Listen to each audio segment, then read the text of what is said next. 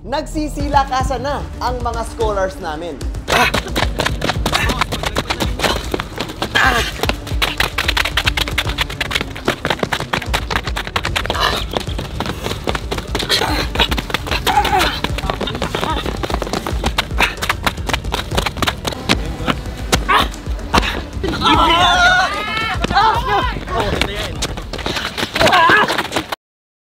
Naalala nyo ba yung ensayo namin noong nakaraan na kung saan halos sumuko ang lahat?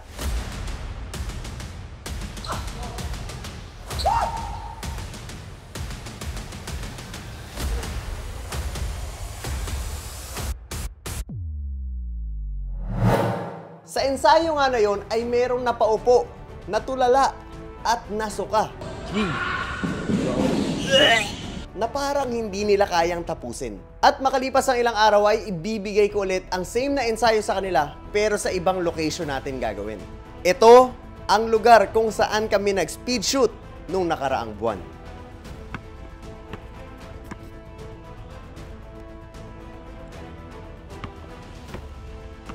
Kung mapapansin nyo guys, ito ay uphill, pataas, at dahil dito mas magiging mahirap ang ensayo nila ngayon. At dito malalaman natin kung nagsilakasan na ba sila o padadapaing muli ng ensayo na to.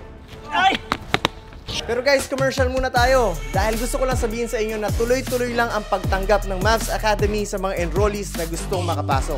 Again, if you want to enroll, message nyo na kami sa number na to or sa Mavs Academy Facebook page and magkita-kita tayo sa mga susunod na ensayo.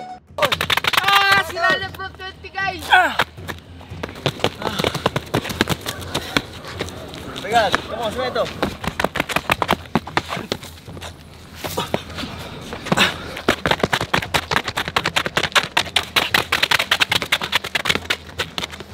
Ay!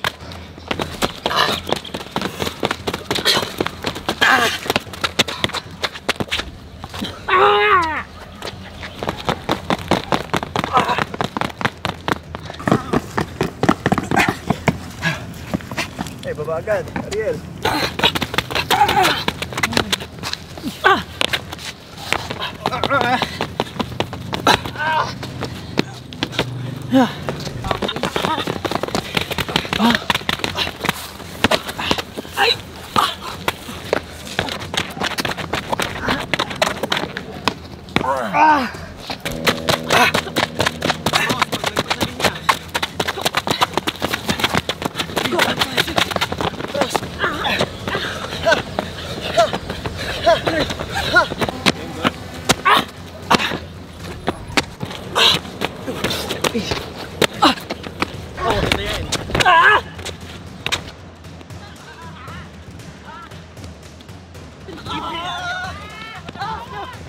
Wala rin, guys.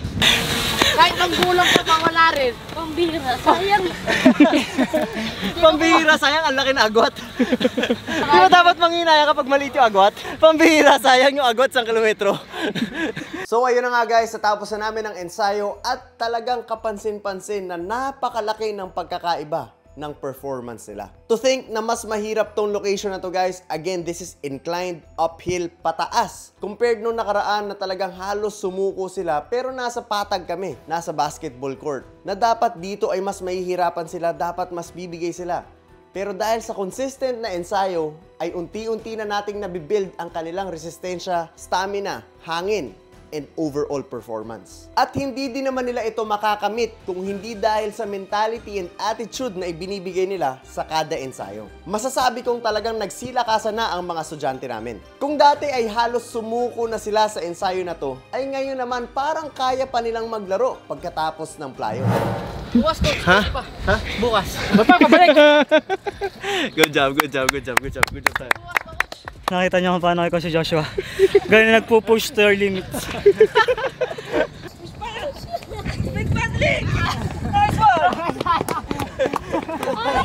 Guys, sipin nyo, ensayo kami 5:30 AM, pahinga ng umaga hanggang tanghali after training, tapos ngayon second training natin of the day. Pero meron pa rin lakas, kaya nakita natin, nag-improve yung strength, yung stamina, lahat. And ayun, kailangan maging consistent. Good job guys! Nice one, sayang! Sayang! Pambihira! Saan, Red? At ang nakakatuwa pa dito guys, dahil pagkatapos ng ensayo, ay kaya pa nilang magbiruan. Okay guys, ito na sinabi ko kanina umaga. Word of the day, recommit. Okay? Doon kayo sa mahabang pahinga nung nakaraan. I think that was 4 or 5 days. So wala tayong ensayo. So you have to recommit.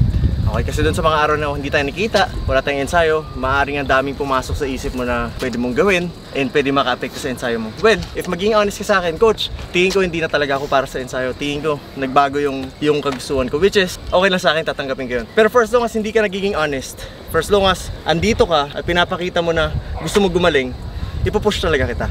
Okay, pero kung magiging honest ka sa akin, coach, tingin ko hindi ako para na sa ensayo kasi meron na ako ibang gustong gawin. Okay lang yun. Walang problema yun. Pero for as long as hindi mo sinasabi yun and yung honesty mo is andun sa improvement na gusto mo makuha, I'm gonna push you.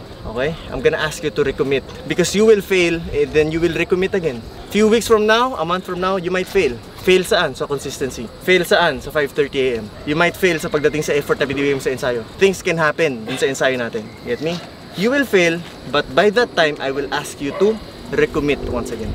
Okay, ganun lang naman yun eh. Fail, recommit. Fail, recommit. Fail, recommit. Because you will surely fail along the way. Talaga namang along the way, meron kang struggle sa harapin. Meron kang, alam mo yun, pagdadaanan na makaka-apekto sa ensayo mo. And during those times, I will ask you to recommit. Not until the day na maging honest ka sa akin, Coach Map, I think hindi na para sa akin itong ensayo. Pag sinabi mo na sa akin yun, tatanggapin ko yun. Pero for as long as andito ka, pinapakita mo gusto mo mag-improve, I'm gonna push you. Let's improve together. And magtutulungan tayo together. Understand me? Let's go. Good job. Good job. Let's go. Lord, maraming salamat po sa ensayo na to. This is the first day na twice a day na training kami, Lord. You've given us enough energy, Lord, para ma-sustain kami sa buong araw, Lord. Umaga, nag-ensayo kami. Ngayon, all out kami, Lord. That was really tough para sa amin, Lord, sa pangalawang linggo. Pero Lord, natapos namin, Lord. And Lord, we're asking for recovery, Lord, na hindi kami ma-injured sa mga susunod na ensayo, Lord. Praying for your guidance sa araw-araw, Lord. For our commitment, Lord, para sa gusto namin. And Lord, again, pinagpapasalamat namin lahat. Binabalik namin sa inyo lahat na binibigay sa amin. In Jesus' name we pray. Amen. Good job. Nice one, guys. Good job. Good job. Go guys. Okay, spring. Sipin nyo, ano, uulit ka pa? Siyempre coach. Siyempre, coach. Wala eh, na-motivate siya Kaya panood ko lang dati. Na-motivate Ay, nakasama Ha? ako. May sinasabi siya eh. Panoorin ko lang ulit. Di ba sinasabi siya? Coach, pinapanood ko lang to dati. Ngayon naranasan mo na, pwede ka na manood na lang ulit. Ayos. Dala pala ako. Ayos. Sarap sa feeling, Nasaan si di ba? Justin? Ayun po. Nasaan? Ayos. Tamba ka sa amin 20 tapos sayang. Una na sana ako eh. Unahan niyo pa ako, sayang. Kaya guys, abangan nyo ang mas malulupit na ensayo na ibibigay ko sa kanila para sa mas malaking improvement. Hanggang dito na lang and magkita-kita tayo sa mga susunod na videos.